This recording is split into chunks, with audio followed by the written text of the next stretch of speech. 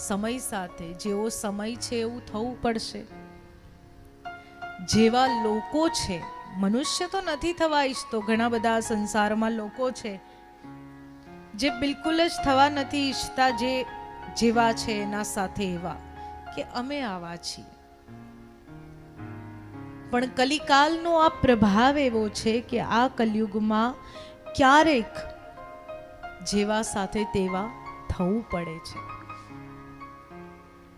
ત્યારબાદ અહીંયા ભગવાનની વંદના કરતા પહેલા ભગવાનના નામની વંદના કરી છે. પ્રભુનું જે નામ છે એ નામ લેવા માત્રથી મનુષ્યની ના માત્ર જેવા પવિત્ર થાય, પરંતુ માનસ પોતાનું શરીર, કારણ કે આ સાધન શું છે? અસ્થિ સ્તંભમ સ્નાયુબદ્ધમ માંસ શોણિત લેપિતમ ચર્માવનદ્યમ દુર્ગંધ પાત્રમ મૂત્રપુરીશયો.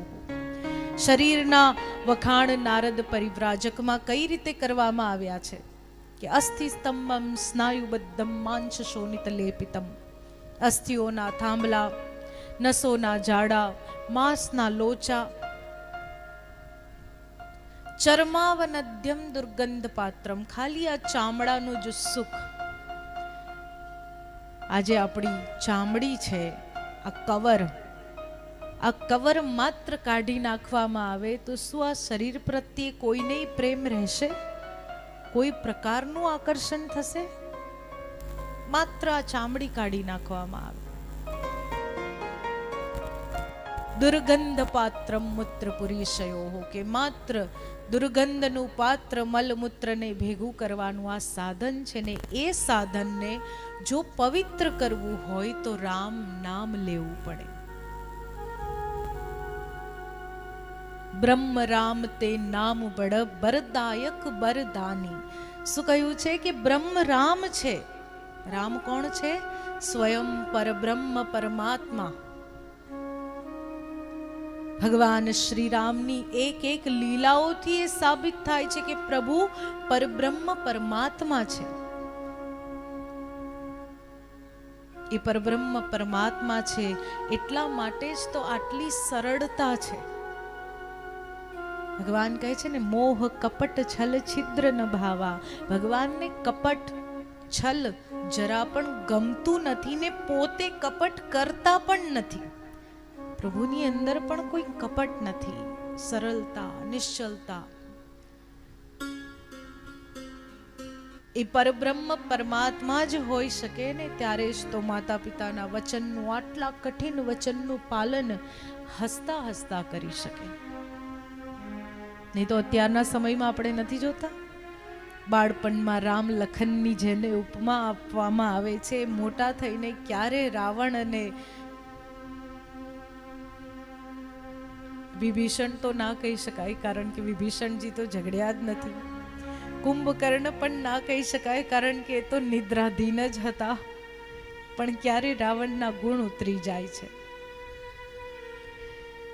ઘણા બધા લોકો આમ વાત કરે ને તો આપણને સમજાવે. હમણાં ગઈકાલે એક ભાઈ મને મળવા આવ્યા હતા, તો એ મને કહેતા હતા કે રાવણને લોકો ખોટા બદનામ કરે છે, બિચારો બહુ સારો હતો. રાવણના કર્મ, રાવણને ખબર હતી કે મારે ભગવાન સાથે શત્રુતા કરવાની છે, પ્રભુના હાથે જ મારું મૃત્યુ થવાનું છે. અરે એ સમયનો સૌથી મોટો જ્યોતિષી હતો, પોતાનો પૂર્વજન્મ જાણતો હતો. એને ખબર હતી કે મારે પ્રભુ સાથે શત્રુતા કરીને જ મારો મોક્ષ કરવાનો છે. પણ રાવણના જે કર્મ હતા, જે પાપનો ઘડો એણે ભર્યો, કર વસૂલવું, કર ના આપે તો ઋષિ મુનિઓનું રક્ત લેવું, પરાઈ સ્ત્રી પર નજર નાખવી, પરાઈ સ્ત્રી પર દ્રષ્ટિ નાખી, કુદ્રષ્ટિ નાખી, મર્યાદાનો ભંગ કરવો,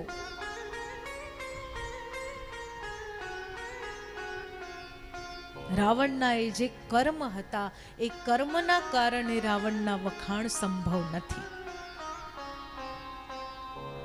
આટલો જ્ઞાની હોવા છતાં રાવણને શું 10 માથા હતા? જે રીતે આપણે પૂતળું બનાવીએ છીએ એવી રીતે શું રાવણના 10 માથા હતા? રાવણની અંદર 10 વ્યક્તિઓની પ્રતિભા હતી અને એટલા માટે એને દશાનન કહ્યો છે કે 10 વ્યક્તિઓની પ્રતિભા એના અંદર હતી, પણ કર્મ આટલું બધું હોવા છતાં પણ શું? કર્મ. ક્યારેય જીવા પર ભગવાનનું નામ નથી લીધું એને.